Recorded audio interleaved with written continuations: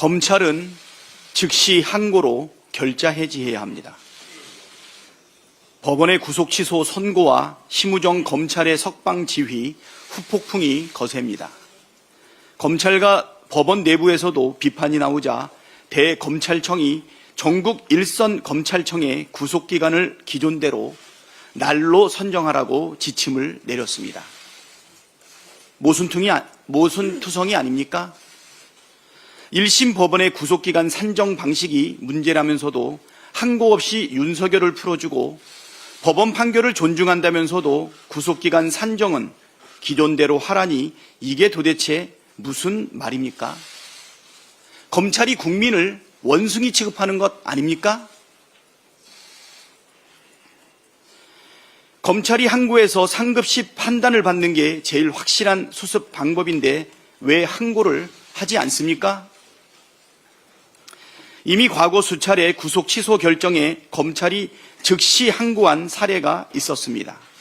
심지어 이번처럼 피고인이 석방된 이후에 즉시 항고에 인용 결정을 끌어낸 사례도 있습니다. 윤석열 구속 취소 사건도 기한이 남아있는 만큼 검찰이 즉시 항고하여 상급심의 판단을 받는다면 혼란을 깔끔하게 정리할 수 있습니다. 즉시 항고와 보통 항고가 다 가능한데 검찰이 지레 항고를 포기하는 것은 매우 무책임하고 비겁한 일입니다.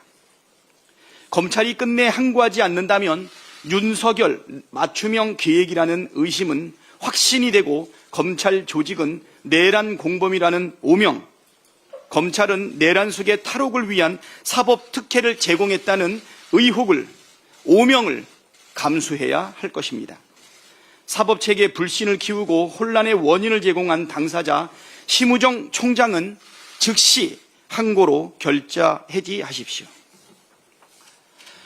최상목 부총리는 사돈 낱말하지 말고 헌법과 법률을 준수하십시오.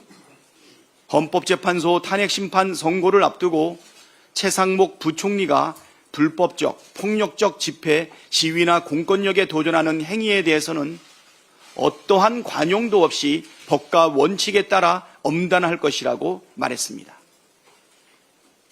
원칙적으로 당연한 말이지만 그 말을 하면서 위법의 대명사인 최상목 총리가 입술에 침이라도 발랐는지 묻고 싶습니다.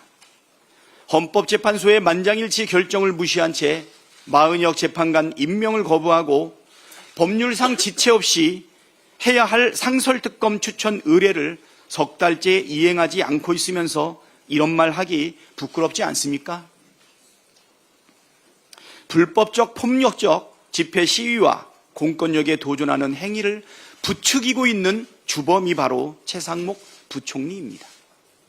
국민에게 이래라 저래라 하기 전에 자신부터 헌법과 법률을 지키십시오. 2달째 자영업자 20만 명이 문을 닫았다는 통계가 나왔습니다.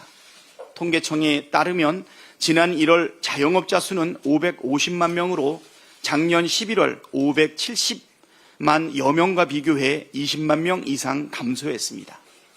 IMF 외환위기 당시인 1997년과 1998년 때보다도 적은 수준입니다.